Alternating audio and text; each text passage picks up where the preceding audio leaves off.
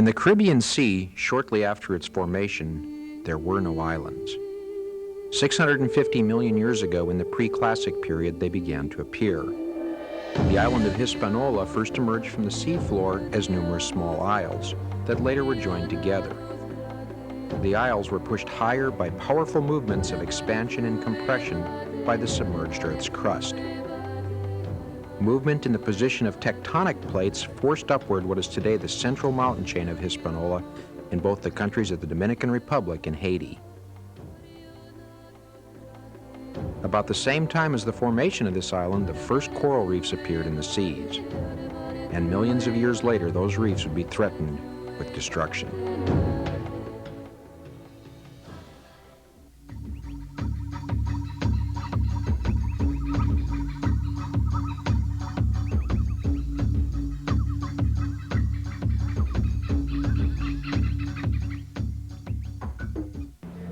Hello from the Dominican Republic. This is the site of this year's Rescue the Reef campaign.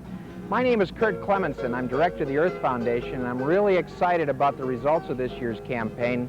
We've come to the Dominican Republic to film the coral reefs, but right now we're in the city of Santo Domingo, and I'm standing in front of a statue to Christopher Columbus. This is the first place that Columbus arrived in the New World in 1492. The Dominican Republic shares the island of Hispaniola in the Caribbean with the country of Haiti, and there are few places in the world where borders separate such different countries. For example, Haiti was a French colony until the slaves rose up and killed their European masters, and many Haitians still speak French. The Dominican Republic, on the other hand, was settled by Spanish conquistadors, and the country speaks Spanish. We were told that you could actually see the border between the two countries, so we decided to rent a plane and see for ourselves. It would be a 2-hour flight in our small plane from Santo Domingo to the Haitian border, flying along the coast. En route, we spotted these giant shrimp aquaculture ponds.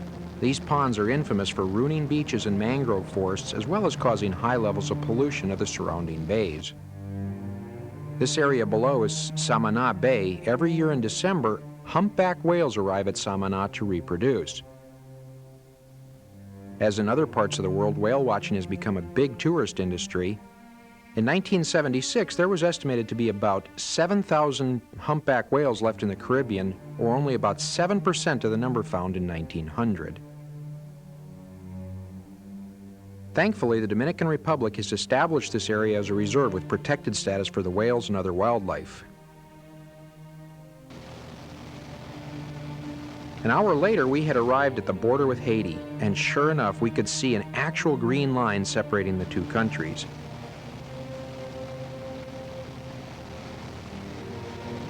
Haiti is so overpopulated and poor that the people have destroyed almost every square inch of forest lands. It's almost impossible to imagine the poverty that exists here. On our return, we passed over Lake Enriquillo, the largest lake in the country. Once an inlet to the ocean, shifting of the Earth's crust separated it from the sea.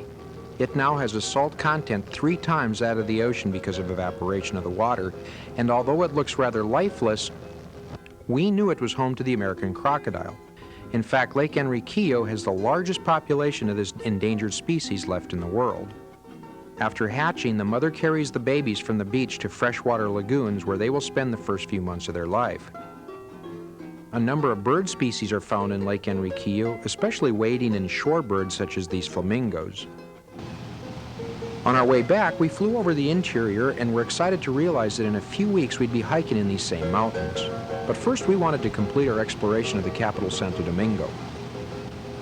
Behind me is the first church or cathedral constructed in the New World. This is the church Santa Maria el Menor, and it was started in the year 1520 and completed in the year 1540. We're going to be traveling around the city of Santo Domingo, which is the capital of the Dominican Republic. We're going to be filming some of the colonial architecture and then traveling around the island itself. And of course, we'll also be taking a look at those reefs that you were so important in helping us save. We're going to see a lot of firsts today. In fact, Santo Domingo was the first city built in the New World. I'm standing in another entrance to the cathedral, and above me is a coat of arms for the country of Spain. That coat of arms was made out of pure gold, but the pirate Sir Francis Drake came and stole it in the year 1586.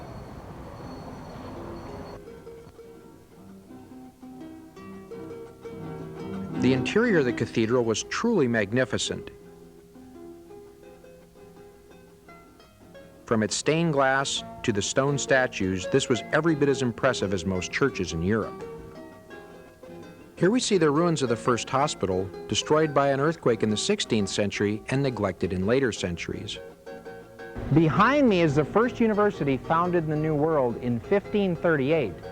Today it serves as the office of the Archbishop for the island, and every citizen of the Dominican Republic that's born has their name registered here along with all baptisms, marriages, etc., and they still do it all by hand. They have not gone to computers yet.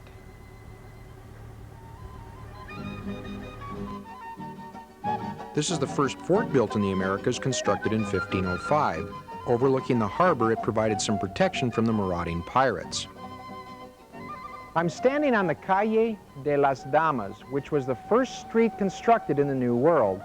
It also has the first houses to be built out of stone in the New World, and these houses were owned by men such as Hernán Cortés. These were the conquistadors. Cortés went on, of course, to conquer Mexico. Other conquistadors went on to conquer other countries in Central and South America. This is an original suit of armor from 1503. The conquistadors brought their armor along, but because of the intense tropical heat, usually fought without it.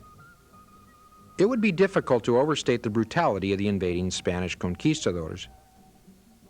The estimates of the number of Taíno Indians living on the island range from 300,000 to up to 1 million, and just 40 years after the conquest, only 500 remained. Not all of the Spaniards at that time were monsters. This statue near the beach in Santo Domingo was built to honor Father Antón de Montesino, depicting him as he shouts his condemnation of the conquistadors' treatment of the Taíno Indians. When the enslaved Indians died off, the Spanish replaced them with slaves taken from Africa. Today, we can see the results of that racial history. While 11% of the people are black and 16% are white, a full 73% are mulatto or a mix of African and European stock. If you ask people on the island what religion they practice, the majority would answer Catholic. Dig a little deeper, though, and you realize that the voodoo that was brought over by the African slaves is still practiced in the Dominican Republic to this day and is the main religion across the border in Haiti. Today, the city of Santo Domingo is a mix of old and new. Here we see a modern highway just outside the ancient walls of the colonial fort. This was the house of Christopher Columbus's son and today is a museum. A modern suspension bridge crosses the Ozama River, which is full of luxury boats.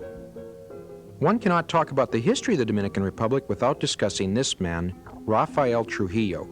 He ruled the Dominican Republic with an iron fist from 1930 until 1961 when he was assassinated. Before his death, Trujillo constructed this tomb for his family, but the angry citizens of the island refused to allow his burial there, and today it houses a number of famous poets and writers. Trujillo admired the fascist leaders of Europe, and his friend Mussolini, the dictator of Italy, presented him with this beautiful chandelier. Hitler commissioned this grille with what at first appears to be a series of Christian crosses. Look carefully, however, and you'll see the hated Nazi symbol, the swastika. With few exceptions, for the next 65 years, the country was run by two dictators who jockeyed back and forth for power. Finally, in 1996, the country held free and fair elections, and Leonel Castillo was elected president. Only 43 years old, he's moving fast to clean up government, putting corrupt officials in jail. President Castillo is also investing in education. We visited a number of schools and were very impressed with what we saw. Fortunately, the dictators did accomplish some good for the country, such as the construction of many beautiful government buildings, such as the National Palace. Here we see the Palace of Fine Arts and the Museum of Modern Art in the Culture Park. They also built a spectacular botanical garden in Santo Domingo that is second to none. We've come to visit the Museum of Natural History here in Santo Domingo, which is located in what's called the Cultural Park.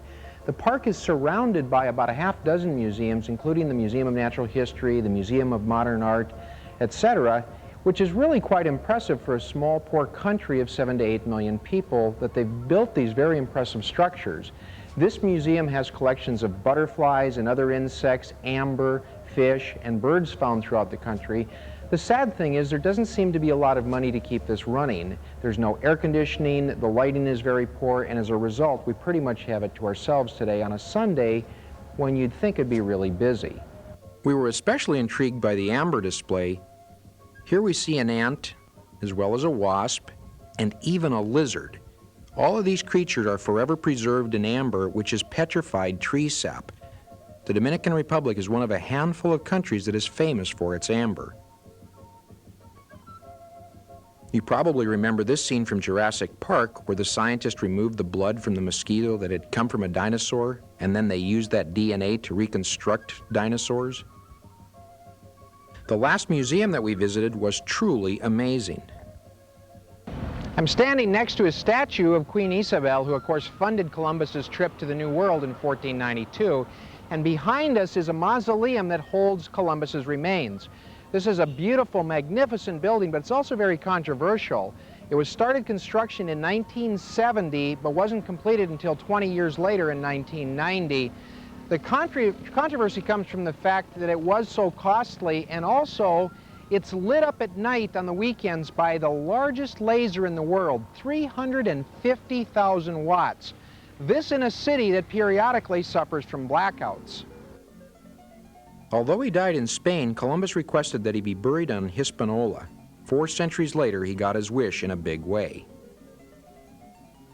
Down this hallway are 492 museums. You can see why the structure cost $52 million. The shape of the museum is that of a cross. At night, the 350,000 watt laser lights up the sky in the shape of a cross and can be seen on clear evenings from almost everywhere on the island. The next day, we decided to visit the beach in Santo Domingo. The drive along the waterfront is called the Malecón and is really quite attractive. This primitive art, sold in open-air galleries on the street, contains work by Haitian and Dominican artists and is really popular with collectors from around the world. And of course, these two were still battling it out in the cola wars with their advertising seemingly everywhere. We had been told that the new mayor was aggressively cleaning up the city, running garbage trucks 3 shifts a day and implementing heavy fines for anyone caught littering. As I headed down to the beach, I realized that the mayor had an unbelievably difficult job ahead of him. There were tons of garbage lining the shore.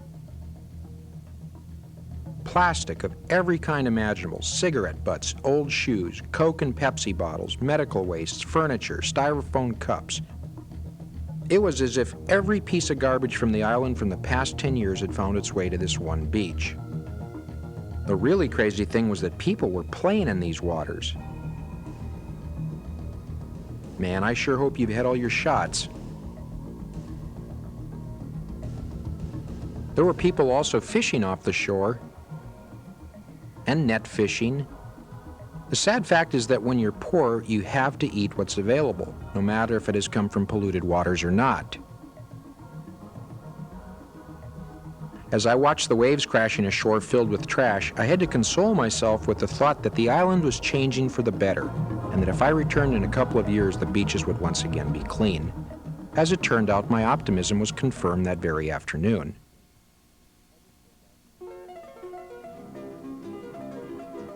Perhaps no other institution on the island has done as much as the National Aquarium to educate the Dominicans about the importance of protecting their environment. Needless to say, we were unbelievably impressed with the quality of this multi-million-dollar institution. High school classes spend 2 weeks at the aquarium studying marine ecology.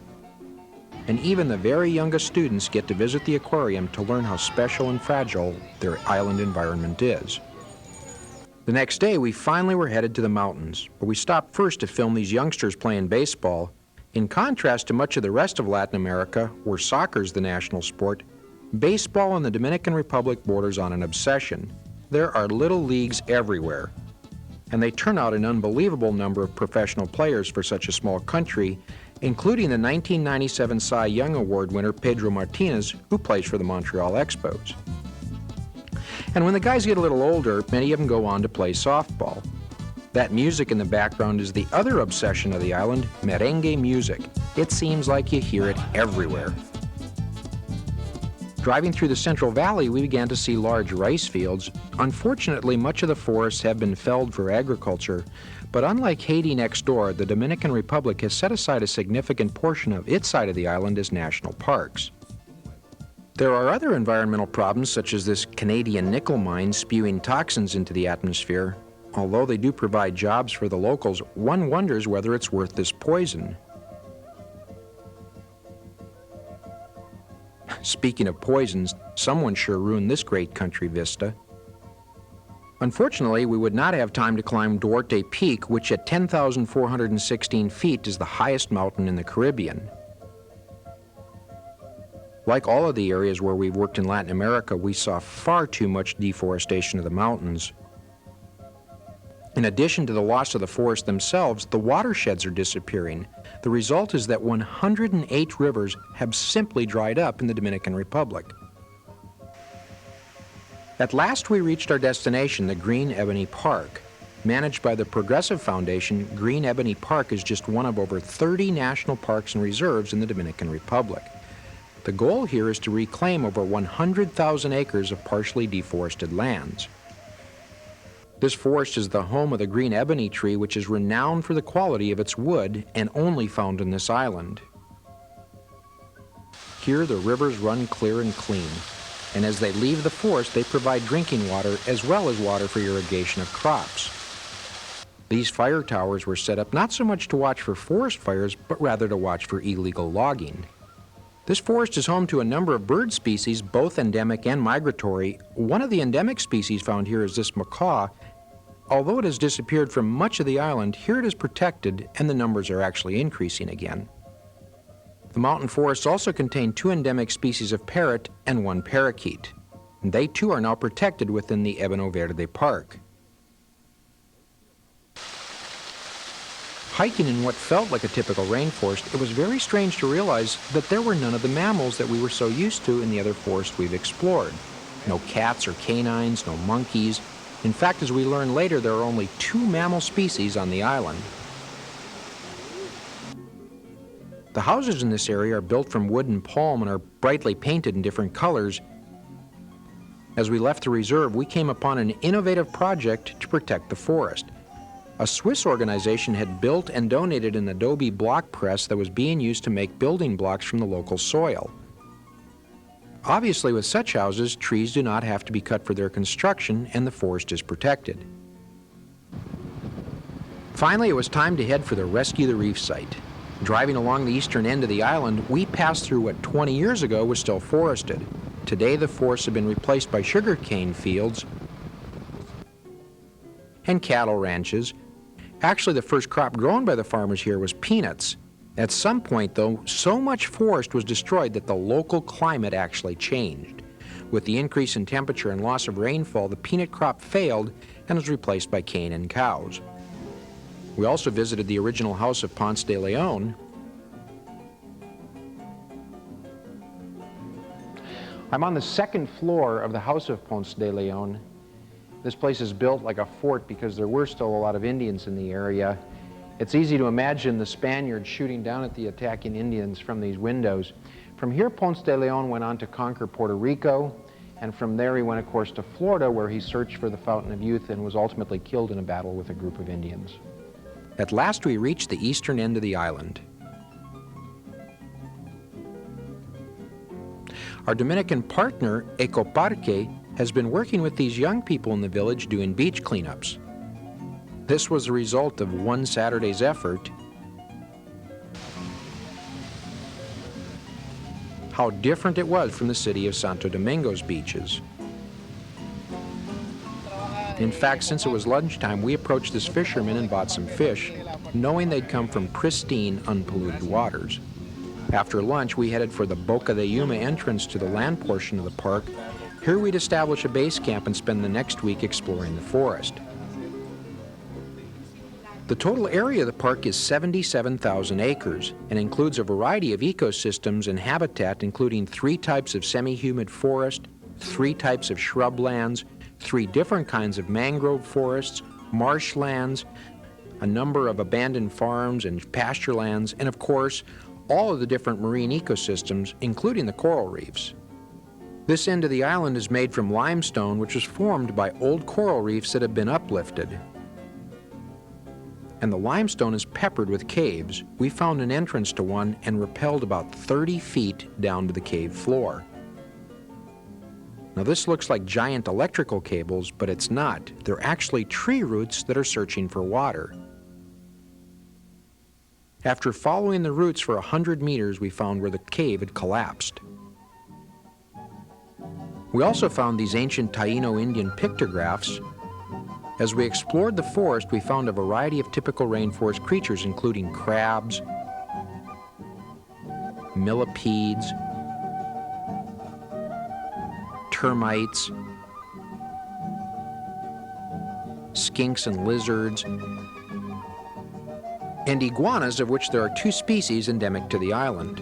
The rhinoceros iguana with a wide distribution, and the Ricordia iguana found only in the southwest of the country. On the island of Hispaniola, so far we've recorded 141 species of reptiles, of which over 80% are endemic to the island. One interesting fact is that although there are lots of snakes on the island, none of them are poisonous. Like most of the tarantulas found in the rainforests of Latin America, these also are non-toxic to humans. A number of species of scorpions are found here, and although they do sting, they have almost no toxin in their tail. We also saw numerous bird species. In fact, we had learned earlier in the Museum of Natural History that the island was home to at least 20 endemic bird species and 38 migratory species. Some of these are, of course, the songbirds that visit the U.S. every summer. Without preserves like Parque del Este, some of these species would go extinct. If you remember earlier, I said there were only 2 mammals native to the island. This is one of them, called La Jutilla. Although it looks like a mouse, it is a separate species completely. It's nocturnal and lives mostly on leaves and fruit. The other mammal looks like a shrew and is called a solenodonte. It's also nocturnal and an insectivore. Both of these mammal species are now considered to be endangered, but I'm confident with the system of parks being established, these creatures will be around for a long time to come. After a couple of days, we had crossed the land portion of the forest and neared the beach.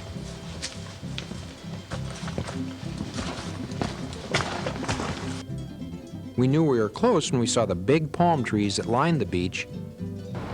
We've just spent the last couple of days exploring the forest behind us. And of course, right at the edge here of the forest are the coconut palms. We also find sea grapes. We're going to spend the next day or so on the beach itself seeing what we can locate. Right away, I'm beginning to find things. This is a purple sea fan. Piece of brain coral. Oh, lots of brain coral here. Here's a couple more pieces. Another type of coral.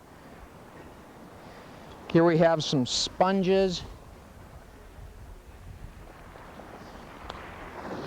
Another type of coral, bright purple color. Oh, and some beautiful shells. Here's another, large sea sponge. They sure are brighter when we see them down below. Beautiful shells. And as I get closer to the beach, here we find all kinds of different shells until we get right into the tidal pools themselves, and I can see all kinds of little fish in here. There's seaweed that's washed ashore. It's literally just alive with sea creatures.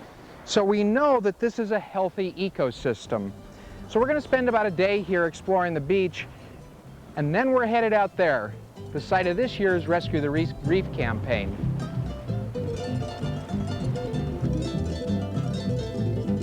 As our crew readied our boats for the next part of our journey,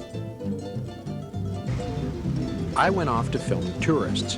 in the last 20 years, tourism has grown to become a major source of jobs and foreign currency for the Dominican Republic. Unfortunately, the tourists tend to stay in segregated villages and rarely get to meet the friendly, outgoing people of this wonderful island. Racing along the beach, we had another view of the stately palm trees lining it.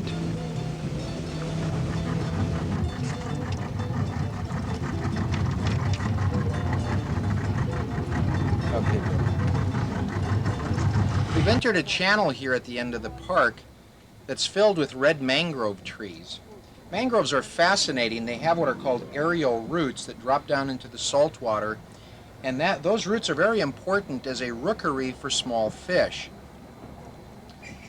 The mangrove will also absorb salt water, of course, and it'll choose one of the leaves to fill with salt, and it'll actually sacrifice that leaf. It'll drop after it's filled with salt. The seeds on this tree are fascinating. It drops these long pods. They float in the water, and as they begin to decompose, of course, methane gas forms. It rises to the top of the seed. As it floats along, it'll eventually hit sand, it'll get stuck, and that'll start a new tree growing.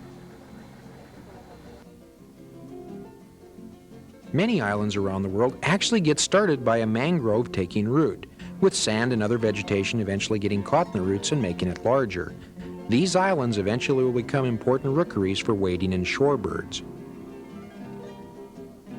There are 33 species of crab on the island, and most of them live in the mangrove forests. There are at least 50 species of fish who also depend on the mangroves for protection when they're juveniles, and once they get bigger, they'll head out to the coral reefs.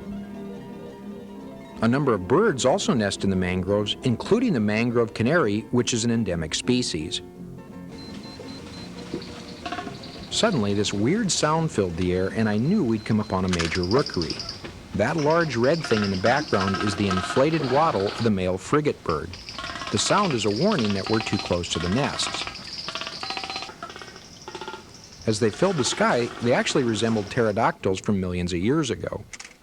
Imagine having to fly around with a red softball tied under your chin as you tried to attract a girlfriend, and you can understand why these guys grunt so much. Our next destination was Saona Island, which made up about 1/3 of the total park size. There were actually people living out here on the island in the fishing village of Manawan. This is where so much of the work to protect the reefs must begin. Like most conservation efforts, success would depend on educating the local people whose livelihood depends on keeping the reefs healthy and productive. By working with the fishermen, a management plan can be developed that allows them to make a living from the sea without destroying the fisheries themselves. Environmental education of the young people will ensure that the area remains well managed and protected in the future. And remember, it's the Rescue the Reef funding that provides for all these efforts. At last, it was time to load up the boat with our gear and head out to dive the reefs. My mind kept going back to an exhibit that I'd seen in Santo Domingo of all of the silver and gold recovered from the Spanish galleon Concepcion, which had sunk in 1641. Just think, somewhere out there were dozens more just like her waiting to be discovered. At last, we approached our first dive site. Money from Rescue the Reef also pays for mooring buoys.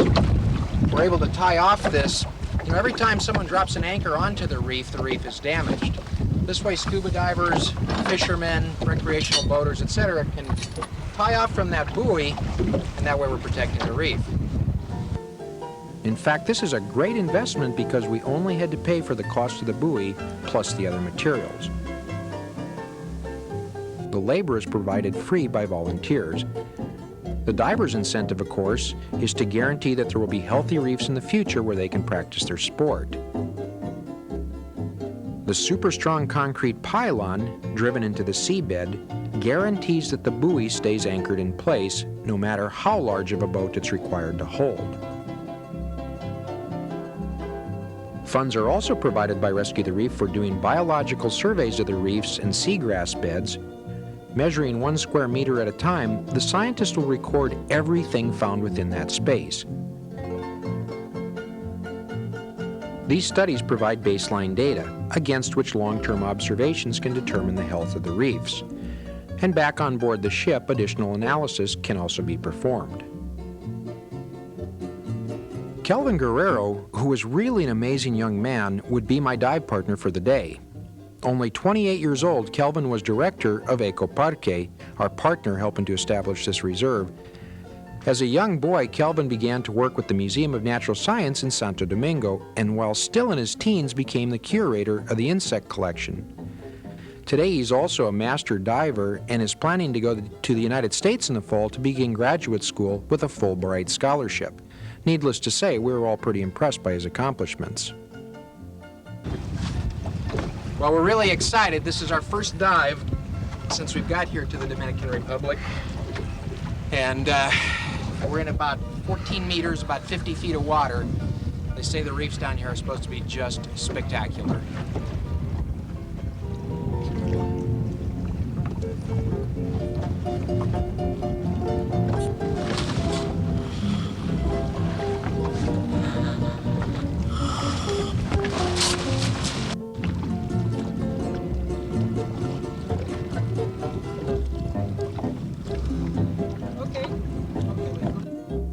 Well, there's a wreck to explore. Too bad it wasn't one of those Spanish galleons.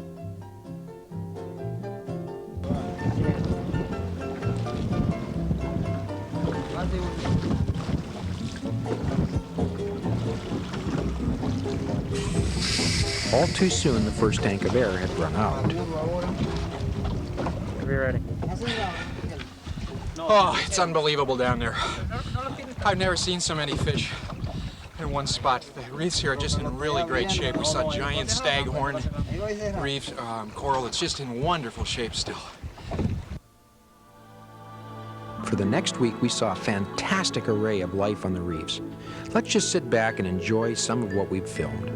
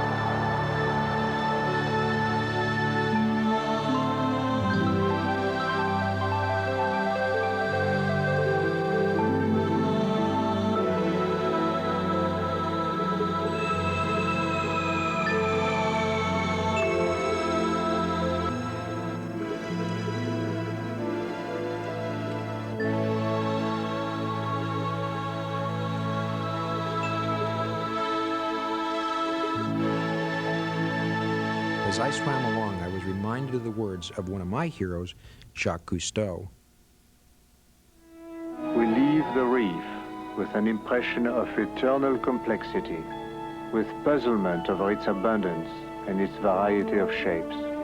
Yet, unfortunately, this empire is vulnerable and at the mercy of humankind. If we were to bring about its collapse, it would probably take 10 or 20 million years to regenerate, long after we ourselves may have disappeared from the earth. As I think about the rainforest and coral reefs, I must admit that I'm struck by the immensity of the job ahead of us to protect these priceless, fragile treasures. At the same time, I'm optimistic that we will save much of what remains if we all just continue to do our part. Now, in a few weeks, I'll be leaving to visit possible sites for next year's Adopt an Acre and Rescue the Reef campaigns. And when I return, your Earth Foundation representative will contact you with that information. We look forward to working with your school again next year. Remember, it's only through your participation that we're able to save these very special places. And I want to remind you that you can visit the coral reefs on the Eco Expedition of a Lifetime. Each year, hundreds of students and teachers travel with our sister organization, Global Outposts, to visit these spectacular places. Just call our toll-free number or speak to your teacher for additional information. From all of us at the Earth Foundation, and of course the citizens of the Dominican Republic, and indeed all of the creatures on our planet, we'd just like to say thank you for making this a reality.